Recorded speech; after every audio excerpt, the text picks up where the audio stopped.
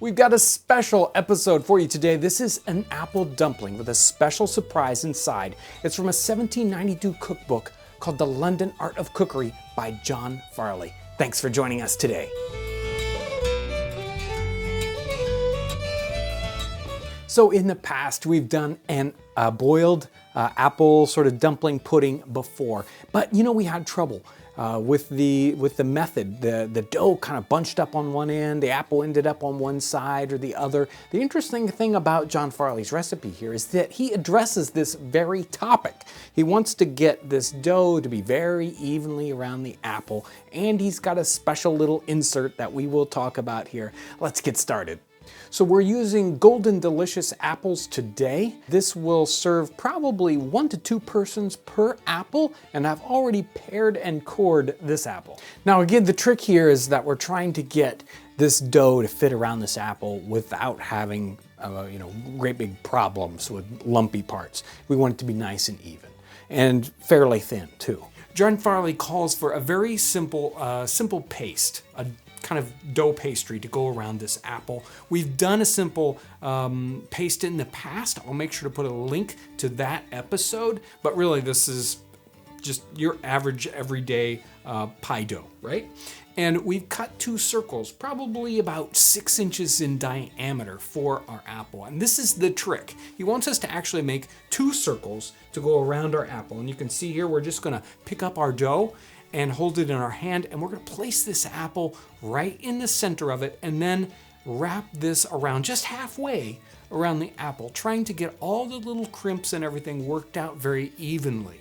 Now that we've got the half done, here comes the trick with the inside of the apple. And he's got a special little sort of filler for our apple to give it a extra taste, right? So we've got marmalade, orange marmalade, or we could use something like a quince marmalade, or if we wanted to be something a little more simple, just plain sugar. And now we could take this other part of the dough and cover this up and get these two to seal up nice and even. Again, we want to try to get this most even dough layering around. And the trick here is that we use these 2 circles to cover it. And oh wow, this one looks really good. This one's ready to go into the pudding cloth. And here's our pudding cloth. This one's already been, this is a piece of natural linen, and it's already been buttered, thank goodness. Now we're gonna spread a little bit of flour over the top of this butter. There we are. Got a nice buttered and floured pudding cloth. Here's our apple. We're gonna put that in the very center, and the same kind of care we took to put this dough around the apple, we're gonna do the same thing with our pudding bag. I'm gonna try to get all these little pleats so that they're even all around the outside of it. This looks good and even. I'm doing my very best, and this isn't my specialty, but there we are. Got a nice round ball. We don't want to force too much of that dough to do things that we don't want it to do. And now we can take our little closer here and tie that off. Pretty nice and even. It's ready to go in the water. We've already got our pot of water boiling. We want to make sure that it is boiling before we put these puddings in there. And make sure the level isn't too high, or else when the pudding goes in, it'll spill out over the top. There we go, our apple dumplings. They're right out of the boiling water, and first thing to do is to dip them into nice cool water, and this will help release our cloth. Okay, I'm gonna be really careful with this. It feels like it's mostly apple here. Some of these other puddings are mostly dough and they're really hard. This isn't that way. This feels very delicate. So I'm gonna be careful about how I remove this pudding cloth. It's holding together really well. And I'm gonna turn this straight out onto my serving plate. And the release is perfect. There you go. That one looks really good. So let's try this apple dumpling out. Now we could, of course, add a little bit of marmalade as a dressing here. More importantly, a little bit of a pudding sauce. Now, they may not have called actually out a pudding sauce, but melted butter, maybe you could add some sugar to it, or even a little bit of sack, wine, or something else. Definitely melted butter goes up on top of this. There we go.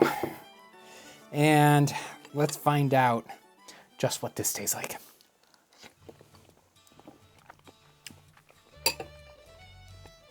Fabulous. You know, the apple's nice and soft, but not so soft that it's turned into applesauce.